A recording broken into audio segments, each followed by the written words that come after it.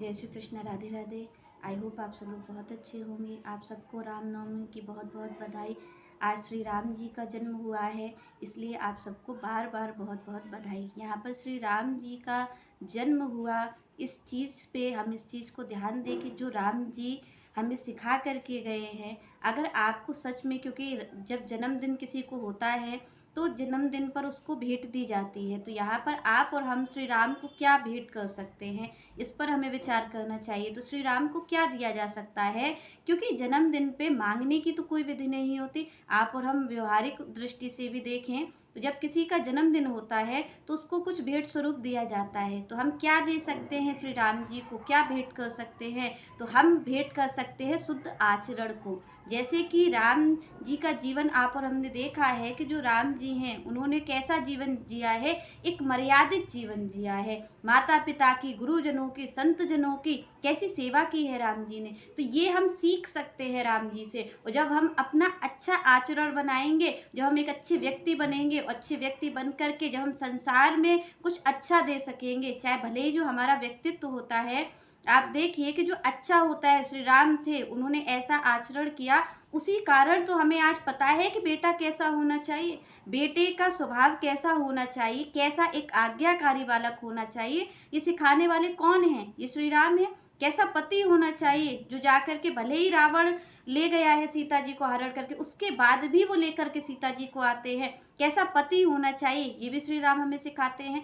कैसा बेटा होना चाहिए कि चाहे भले ही पिता ने कह दिया, नहीं उनसे कहा कि आप जाइए, पर फिर भी पिता को वचन को निभाने के लिए, पिता के वचन को निभाने के लिए श्री राम 14 वर्ष तक वनवास में रहते हैं, वनवास काटते हैं, वन में ही रहते हैं। तो यहाँ पर किस तरीके के वो पति बने, किस तरीके के जो श्री राम हैं वो बने हैं। यहाँ पर बेटे किस तरीके का पुत्र होना चाहिए, ये भी यहाँ पर श्री राम दिखाते हैं कि चाहे भले ही पिता ने नहीं मुख से कहा, पर जो वचन उन्होंने दे दिया था उनकी सौतेली माँ को, कैकई माँ को, उसके बाद भी उस वचन का पालन करने के लिए श्री राम 14 वर्ष तक वन में रहे।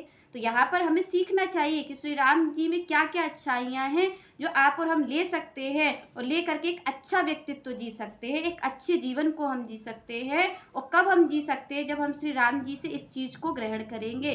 तो यहाँ पर हमें श्री राम जी से इन आचरणों को सीखना चाहिए कि पति कैसा हो, बेटा कैसा हो, कैसे वो पुत्र बने, कैसे वो पति बने, कैसे वो भाई बने, कि भाई भी बने। तो अगर भरत को राज्य मिल रहा था तो भरत को ही राज्य उन्होंने देने की बात कही, क्योंकि आज हम संसार में देखें कि संसारी लोग क्या करते हैं, संसारी लोग इस चीज़ पे लड़ रहे हैं कि सारी चीज़ हमें मिल जानी चाहिए, दूसरा जो छोटा भाई है उसका भी हक हमें मिल जाए। यही संसार में हो रहा है कि सब एक दूसरे का हक छीनने में लगे हैं। पर यहाँ आप श्री राम को देखिए, श्री राम पूरी अयोध्या छोड़ करके चले जाते हैं अपने छोटे भाई के लिए, भरत जी के लिए, कि मुझे नहीं चाहिए, मुझे इस राज्य को नहीं चाहिए, मैं वन को ही, मुझे वन में ही आनंद है अगर मेरा भाई यहाँ पर सुखी है। तो किस तरीके के भाई श्री राम बने हैं कि वो अपने भाई के लिए त्याग कर देते हैं। जहाँ आप और हम, उसी श्री राम जी की भूमि है, उसी भारत भूमि पे हमने भी जन्म लिया है, इसी भूमि पर स्वयं भगवान आकर के लीला करके गए हैं, अपने चरित्र को सिखा करके गए हैं। किस तरीके का जीवन यहाँ पर श्री राम जी ने जिया,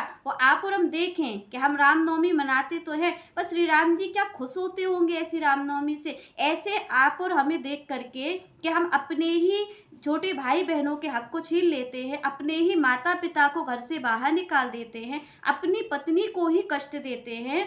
तो ऐसी चीज़ों को देख करके क्या श्री राम खुश होते होंगे? कभी भी खुश हो सकते हैं? तो नहीं हो सकते। तो श्री राम जी का जो जन्म दिवस है उसको मनाने का सबसे अच्छा उपाय तो यही है कि हम श्री राम जी के चरित्र को अपनाएं। जैसे वो भाई बने हैं उस तरीके के ही हम अपने जीवन में भाई बने। अगर भगवान ने आपको बड़ा भाई बनने का अवसर दिया है तो आप श्री राम जी के चरित्र को अपना करके ही बड़े बन सकते हैं, क्योंकि बड़ा कोई भी नहीं होता है, पर श्री राम ने बड़ा बन करके दिखाया है कि किस तरीके का आचरण श्री राम जी करते हैं। अपने भाई के लिए सब कुछ देने के लिए तैयार हैं, दे दिया उन्होंने पूरा राज्य। यहाँ पर आप देखिए कि उनका भी तो हक था, अगर 4 भाई हैं तो चारों भाई का बराबर का हक था प्रॉपर्टी पर यहाँ पर श्री राम जी ने तो नहीं मांगा कि मुझे मेरा हक तो चाहिए ही चाहिए। यहाँ आजकल आप देखिए कि आजकल बड़े भाई क्या करते हैं, छोटे भाई का भी हक मार लेते हैं। तो यहाँ श्री राम जी कैसे हैं, वो अपना हक भी नहीं देना, ये नहीं चाहते कि मुझे मेरे हिस्से का भी मिल जाए। तो यहाँ पर श्री कृष्ण जो श्री राम जी हैं वो जा करके अपना हक भी दे आते हैं, और खुद वन में रह रहे हैं। ऐसा भी नहीं कहा कि मैं यहाँ पर ही बाहर ही रह लूँगा, वन में जा कर के रह रहे हैं, अपनी पत्नी को भी